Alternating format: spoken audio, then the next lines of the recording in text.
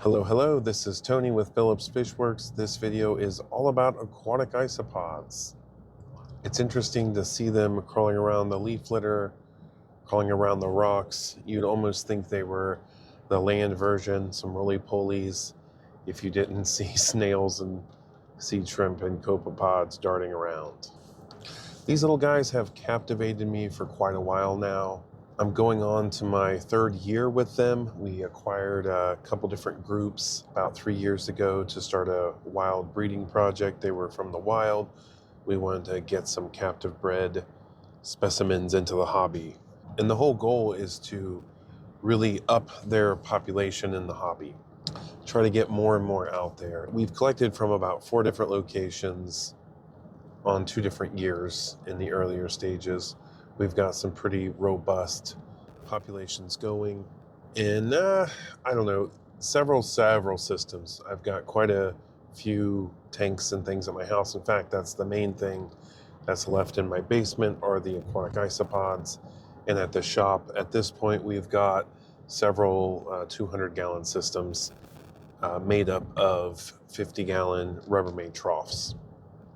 So several of those specifically dedicated to isopods, and there's some remainders in the other scud room. The new isopod bins are in the scud-free room, but in the scud room there's still a bunch just here and there in different grow-out bins. So what have I learned about them over the last 3 years? Well, they all came from initially cooler water and harder water. Of all the collections sources, there were 3 creeks and 1 pond. The pond was spring-fed. The creeks were all spring-fed, very cold. I think the pond, when I collected initially, was around 54 degrees. In the summer, they'd be a little warmer. This was the fall. But the creeks, even in the summer, are very chilly. Where I collect from, it's right upstream, or downstream, rather, from where the spring comes out of the ground. I mean, it just, especially if it's the summer, the contrast between it being hot and dipping your toes in, it is ice cold water. Now, they don't have to have ice cold water to be successful or to breed, but having them at the shop where we have the temperature rise in the summer, I've definitely noticed some cycles. So we initially got them in the fall, had them in the early fall, into the winter, into spring, and they did phenomenal. I mean, they bred like crazy.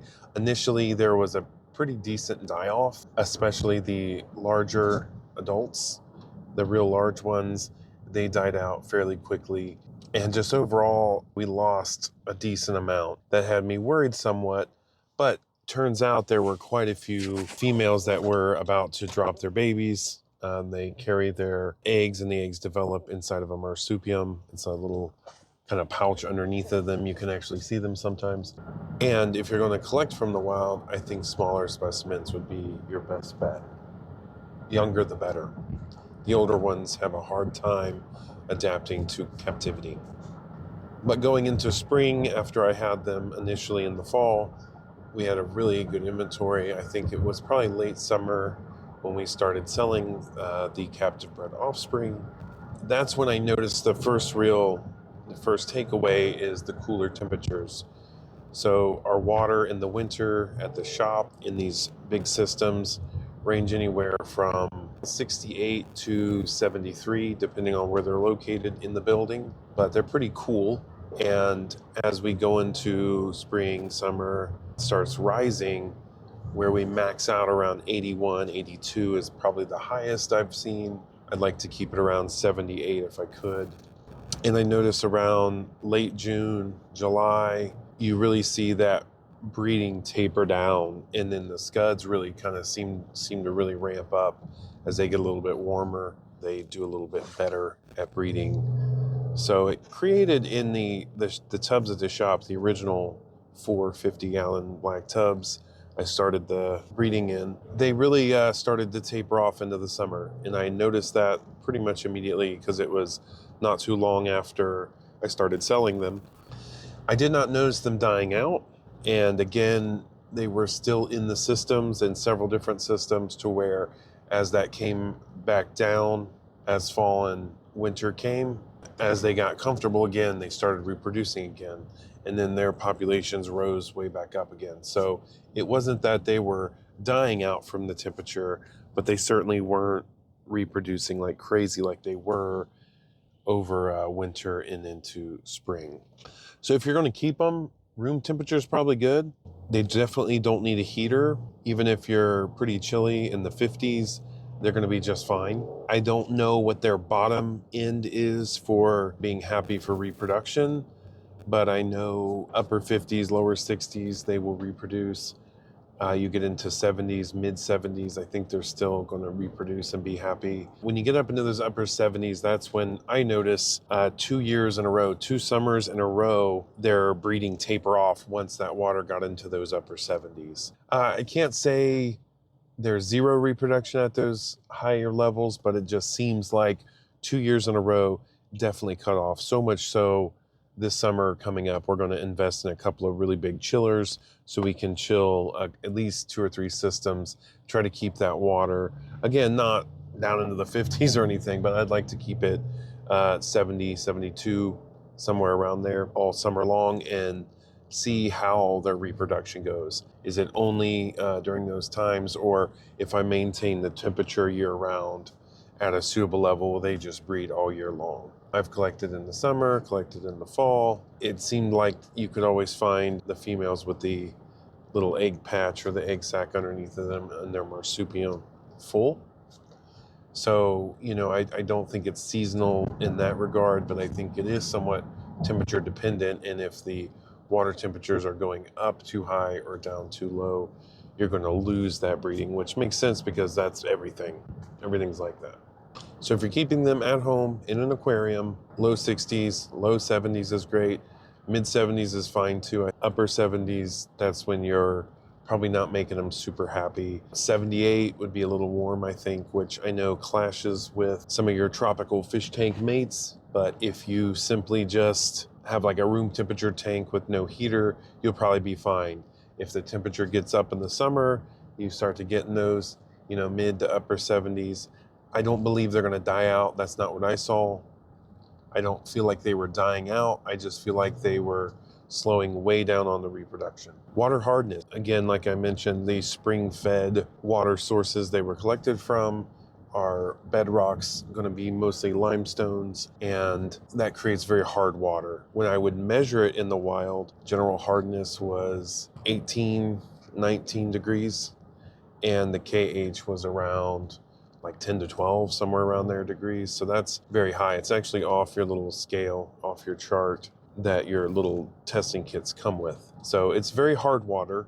And I don't keep them at that hardness. That's not our water. Most of our systems, the hardness is 10 to 15 degrees, and that's the GH, and the KH is anywhere between 5 to 7, even maybe 10 in a few systems, but 5 to 7 is generally where the KH is at, 5 to 7 degrees. So it's not nearly as hard as where the original ones came from, but I feel like they adapted pretty quickly and pretty well.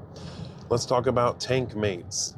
So most fish, probably not the best idea if you're wanting to do a lot of observation of them. If you're going to have them in a fish tank, the fish are probably going to keep them pretty well hidden. And if you don't have enough habitat density, they'll probably end up getting eaten and not really be able to sustain any kind of visible population. What else can live with them? Shrimp, scuds, snails, copepods, seed shrimp, the usual bunch. Yes, for sure. That's no problem at all. Now, let's talk about food competition. Of all those creatures living together, scuds tend to outcompete sometimes for food. So in a situation where you're feeding it a lot, feeding the aquarium quite a bit, the scuds can easily kind of get ahead sometimes of the isopods. And if the scud population becomes enormous and there's thousands of scuds and basically every square inch of this thing is covered in scuds, it's going to be hard for the little baby isopods to get their food source, which is going to be basically the biofilm at that age, and lots of little decomposing bits of this and that. That's going to be hard to find if there are scuds covering every square inch of the tank. The biggest problem with scuds, with shrimp and isopods, is food competition, as well as with snails and everything else. Snails with the isopods and snails with this and that. If one set of creatures are huge in population and they're kind of all eating the same thing in a sense, then it can be difficult for other non-dominant species to really gain a foothold, because their babies are born and those babies need little biofilm, little tiny microorganisms, little microalgae, little bits of the leaf litter. That's what that little baby isopod or snail or whatever needs to eat. But also there are, greater cycles of these things, and you can see certain populations, maybe the snails and the scuds go way up and then maybe they come down, and then maybe you go into a cooler season, the scuds are not as prolific in their breeding and the isopods really gain a foothold. So it's interesting to see those things play out. But again, if you're looking for just the isopods to be the display animal, I would recommend them by themselves. Snails would be fine. The sea shrimp and copepods that come along with everything, they're fine too, but maybe avoid having a big population of scuds with them. Isopods love certain types of algae. I have not noticed them really eating filamentous algae or like a hair algae.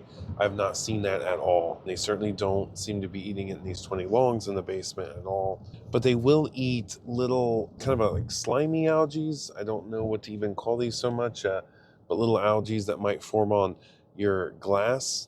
They will eat on that. They definitely will eat green water that settles down into the bottom of an aquarium. They also like leaf litter. They will chew leaf litter. It helps if it's not super fresh. If you had it dry and you wanted to introduce it to a tank, I would definitely soak it for a few days or even a few weeks to soften it up. And if you had it soaking for a long time and it was kind of slimy, you could put it in there slimy. They would eat up that bacteria. They would really like that. There's all kinds of things in your tank. Shrimp, scuds, snails. Love that slimy leaf litter if you've soaked it in water for a week or so. So if you're wanting those leaves to not leach so many tannins into your water, you could soak it in water ahead of time. You could boil it. Also, if you want it to sink right away, you're going to either have to soak it for days or boil it for a short time. Providing a variety of leaves. Oak leaves tend to break down very slowly, so they will chew on sweet gum seed pods, other seed pods, alder cones. They like different kinds of leaf litter. A favorite would be maple and cottonwood. Those are kind of a go-to, a little quicker. Maple being probably the fastest decomposer of the two, then maybe cottonwood, and then oak leaves after that. You want a variety of leaves, and you want them to be at different stages. You don't, if you're kind of having leaf litter available for these isopods in their aquarium, you don't want them to be totally gone and then introduce a whole bunch of brand new ones at once. You want there to be some still left in there when you introduce the new ones, because those ones in there are along the process of already being decomposed. So they're going to be more edible, and there's going to be lots of little organisms there. They're not just eating the actual leaf or the actual wood itself, but they're eating different organisms that are, microorganisms that are growing in, kind of breaking those leaves down, or that are just using that leaf litter as a housing, as a surface. Little sticks and twigs work out great. I mean, they certainly will chew on a log, but I like having little like twigs. It's interesting looking. You can have little tiny thin twigs kind of inside of the leaf litter to create some gaps, to really create some dimension to your leaf litter. And they will chew on the little bark and chew on those little sticks as they decompose as well. As always, you're going to want to be careful about introducing your botanicals, your seed pods, your leaf litter. You don't want to introduce them too much too fast. Too much too fast is a killer. Too much too fast will create weird bacteria zones. You get a ton of leaf litter that's really compressed together, and there's not a lot of good water flow through there. You can have some anaerobic areas or some low oxygen areas, and different things rooting through it will help keep it stirred up. You don't want too much. You don't want a solid multi-inch layer leaf litter bottom. That can work as long as there's enough flow and enough water being changed out, if the volume of water is big enough. But if you're talking a 2-gallon, 5-gallon, 10-gallon tank, you're going to have to be careful about having too much leaf litter. So I would recommend going easy. Let's say you're looking at some botanical cultures on phillipsfishworks.com and you're wanting to go like the scud-free route. You could get a scud-free leafy bugs. You could put that in a 10-gallon tank, and a 10-gallon tank can handle maybe 2 leafy bugs. You could get some isopods. You could get a scud-free leafy bugs, put that in your 10-gallon tank. We also sell the dry leaves, or if you've got some your own leaves you've sourced that are clean, that's great too. Whatever works for you, whatever works for your budget.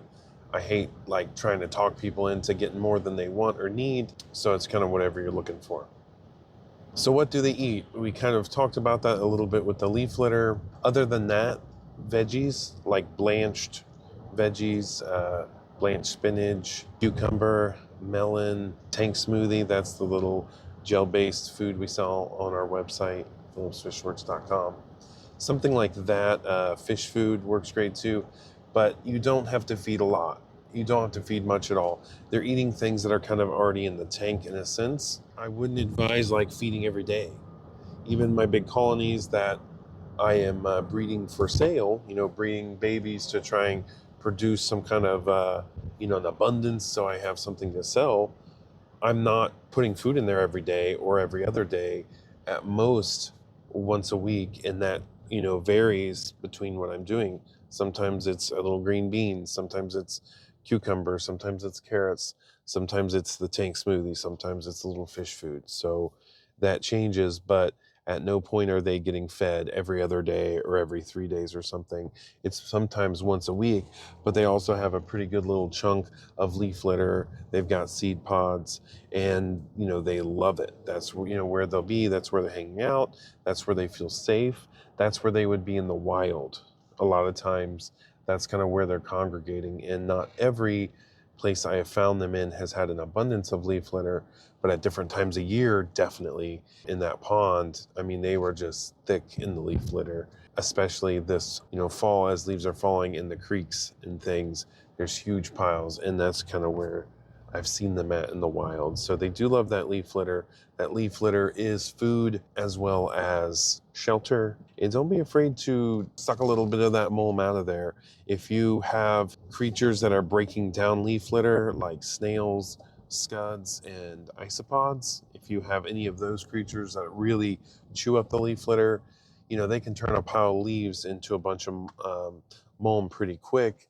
And while some of the accumulation of that's no problem at all and even beneficial, you can get some pretty thick layers of that. And it's too much. It's not inert, it's not nutritionless. It is nutrition. It is food, and in small tanks, in any tank, because, these are all small tanks, really, if you think about it. This isn't a pond or a creek where there's a huge volume, hundreds or thousands or millions of gallons kind of passing through. That's not what this is. You got a small tank, even if it's 20 gallons or 50 gallons or 100 gallons. Bigger tanks, you can have more, of course. But in a 10-gallon tank, if you've got a super thick layer of mulm created from leaf litter that's been chewed up and pooped out, that can be a problem as that accumulates over months and months and a year or so. So you can suck some of that out. I wouldn't recommend sucking it all out at once if it's been in there a long time. You don't want to necessarily disrupt that. If you've got a 1/2 inch of mulm on the whole bottom of a tank and you disrupt that and create some problems and cause some death. So if you're going to decide, hey, I want to suck some of that out, do little sections at a time, small percentages, maybe 5 or 10% of the surface area at a time. You don't want to take it all out at once. Does that make sense? So let's take a look at this little 2.5 tank you've been staring at. Let's break it down. It's not sand. There's no sand. There's no dirt in it. That's not for any particular reason. I have another one sitting to the left of this that's really overrun with some kind of filamentous algae. And this one looked pretty similar not too long ago. I just cleaned it out, and you can still see In the moss, there's quite a bit of remnants of that filamentous algae. Like I said, the isopods don't really seem to be too interested in it, unfortunately. But I cleaned most of that out. A lot of the leaf litter was kind of tangled up in it, so that went with it, and I need to put some more leaf litter in here. So minus probably not having as much leaf litter as I would like. This is a pretty simple and straightforward setup. It's big chunky gravel. I like that big chunky gravel with these guys, gives them lots of surface area and habitat. Also, there's a little bit of chunky crushed coral in here to help buffer the alkalinity, keep the hardness up, especially as botanicals are breaking down and other things are breaking down. Big key thing here, aside from temperature and water hardness, food. Do not overfeed, do not overfeed, do not overfeed. That's the biggest problem. And I know you've all heard that over and over again, and you just don't believe it, or you think, well, it's fine. I want to make millions of babies because I'm going to get rich off the internet. Don't overfeed.